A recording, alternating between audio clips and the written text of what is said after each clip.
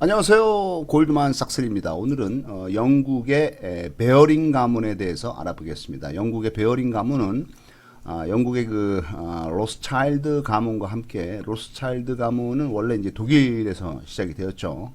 그다음에 이제 영국, 프랑스, 네덜란드, 스위스 해가지고 전 유럽에 촘촘하게 네트워크를 설정한 게 이제 로스차일드.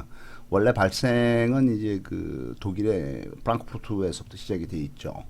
그다음에 이제 영국에서도 성공을 했고, 그 마찬가지로 영국의 베어링 가문은 로스차일드 가문과 마찬가지로 의류업을 옷을 시작으로 해서 금융업에 진출해서 성공합니다. 이제 성공한 가문들이 대부분 이제 금융업에서 성공을 많이 하게 되죠. 돈을 다루니까. 창업자는 존 베어링, 요한 베어링이라고 하는데 1697년부터 1748년까지 51살에 사망을 하게 되겠습니다.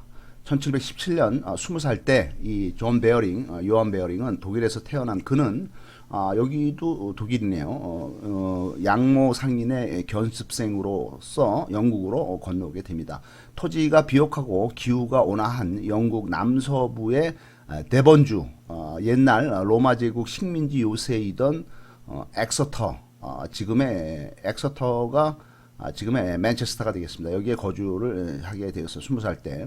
백년 전쟁 이후에 영국은 양털과 대구를 벨기에와 네덜란드 지역인 플랑드르에 수출을 하고 플랑드르의 직조인들, 이 옷을 만드는 사람들을 영국으로 대거 이주시켜서 모직 산업을 발달시켜서 인도의 면직물 사업에 대항을 하게 되겠습니다.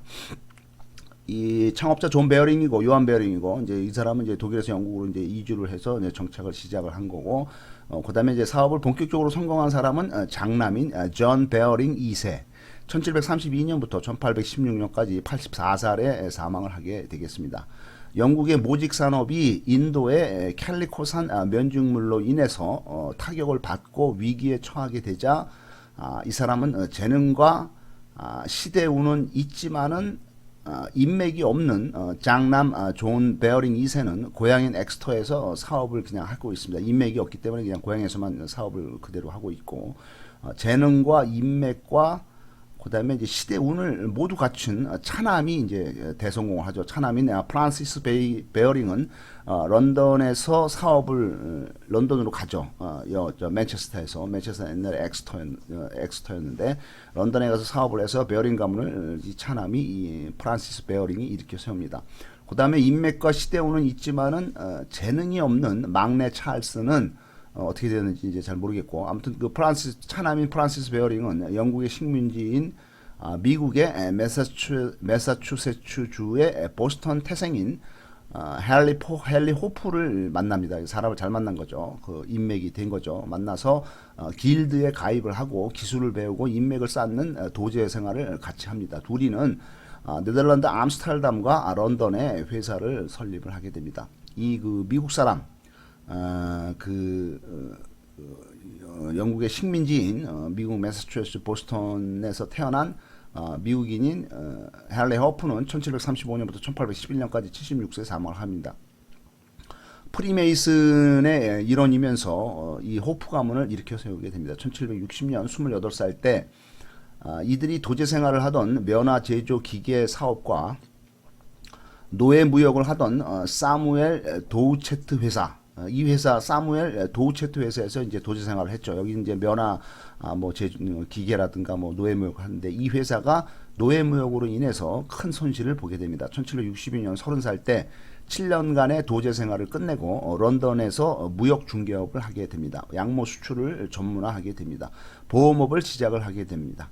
프란시스는 서류가 와야만 해주던 당시 은행의 지급 보증을 위험 부담을 감수를 하고 신용장 서류 없이 지급 보증을 해주면서 사업이 번성하게 됩니다.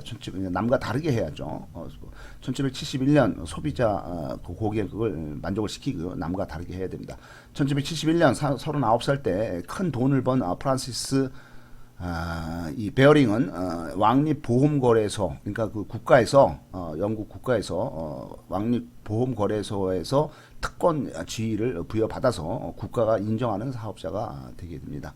보험은 당시 보험은 해상무역, 해상보험을 주요인데 이 해상무역, 해상보험은 고대 수메르인들이 바빌론의 함무라비 시대부터 시작한 것이 바로 해상보험이 되겠습니다. 기원전 916년에 그리스의 로디안 해법은, 그러니까 법이 이제 그리스에서 정해진 거죠. 기원전 916년에 이때는 배가 상에 나섰다가 해적이라든가 폭우라든가 뭐 이런 그 자연재해라든가 이런 걸로 손상을 받을 시에 상인들에게 보상해 주는 그 법이 되겠습니다. 그러니까 아주 오래 전부터 이 해상보험이 시행이 됐다고 볼 수가 있겠습니다. 그리스에서부터.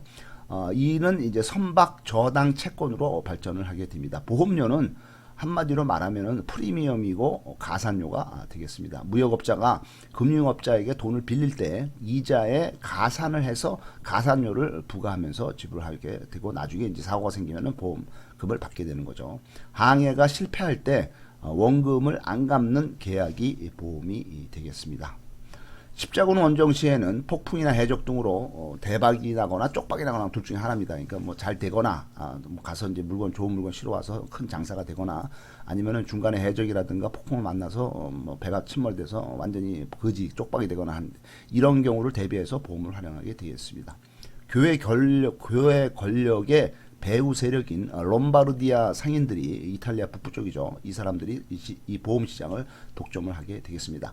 길드라는 에서 최고의 기술자는 장인인 마이스터가 되겠고, 최하층은 일을 배우는 도제이고, 중간층은 직인이라고 되어 있습니다. 이 직인은 기술 연마자가 되겠습니다. 장인 밑에서 7년 이상 심부름을 해야만 직인 대우를 받게 되겠습니다. 1779년 47살 때 동인도 회사에 이사가 되고 영국의 동인도 회사에 투자를 하게 되고 큰 돈을 버는 이 프란시스 베어링은 사망할 때까지 30년 동안 여기서 동인도 회사에서 근무를 하고 뭐 투자자가 되겠습니다. 1791년 59살 때 동인도 회사 부의장이 되고 1792년 60살 때는 동인도 회사 의장이 되고 그다음에 바로 이제 그 다음에 이제 사망하는 걸로 되어 있습니다. 그리스의 아테네의 명문가 출신인 역사가 투키디데스는 기원전 465년에 태어나서 기원전 400년 65살에 사망하게 되겠습니다. 이 투키디데스가 쓴 책이 펠로폰네소스 전쟁사를 썼는데 이 사람이 한 명언 중에 하나가 역사는 영원히 되풀이된다 이런 말을 했습니다.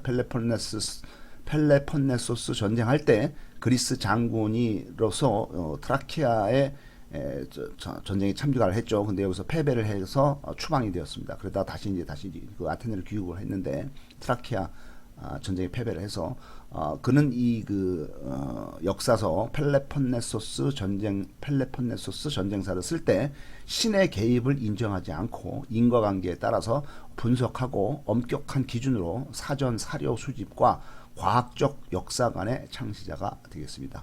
기원전 422년 40살 때 아테네군을 지휘하지만은 암피폴리스 전투에서 패배하는 걸로 된 사람이 바로 역사가 투키디데스가 되겠습니다. 감사합니다.